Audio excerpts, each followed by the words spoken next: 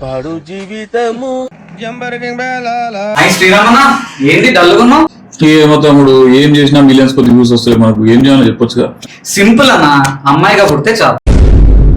అంతే కదన్న, అమ్మాయి కూర్చున్నా చూస్తారు, నిల్చున్నా చూస్తారు, వంగినా చూస్తారు, ఎక్స్పోజింగ్ చేసినా చూస్తారు, ఐపీఎల్ మ్యాచ్ కి వెళ్ళి రియాక్షన్లు ఇచ్చినా చూస్తారు, లాస్ట్ కి పూసలమ్మినా సెలబ్రిటీని చేస్తారు.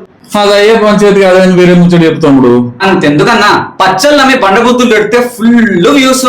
అట్లా చేస్తే బిజినెస్ మూసేస్తున్నారు కదా తమ్ముడు. ఊకో అన్న, పేరు మార్చి బిజినెస్ రీస్టార్ట్ చేస్తే చాలు, ఆల్రెడీ ఫేమస్ అయిపోయింటాం ఎలాగో. ఇది కూడా మన వల్ల ఏం ముచ్చట కాదు తమ్ముడు, వేరే ముచ్చట చెప్పు. సరే అన్న, నీకు సినిమాలు తీయడం వచ్చా? రాదు. That's what I want.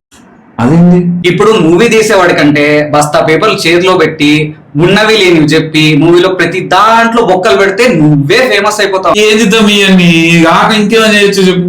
ఇవన్నీ కాదంటావా, కాంట్రవర్సీ క్రియేట్ చేసి అమ్మ నా బూతులు తిట్టి ఫ్యాన్స్ మధ్యలో లొల్లి పెట్టినావు అనుకో, వ్యూసే వ్యూస్. వామ్మో, అట్లా కాదు తమ్ముడు, మంచి కంటెంట్ తో వస్తే చూస్తారా చూడరా జనాలు, చెప్పు. మంచి అని వినబడంగానే వేలుతో ఇట్లా పైకంటాడు. పూరిబాయి పోఖ్రీలో మాట అంటాడన్నా, గాంధీ సినిమా ఇండియాలో 100 రోజులు ఆడదు. అది ఫాలో అయిపోతే చాలు, full famous. 200 centres 200 days. Public wants that అతి.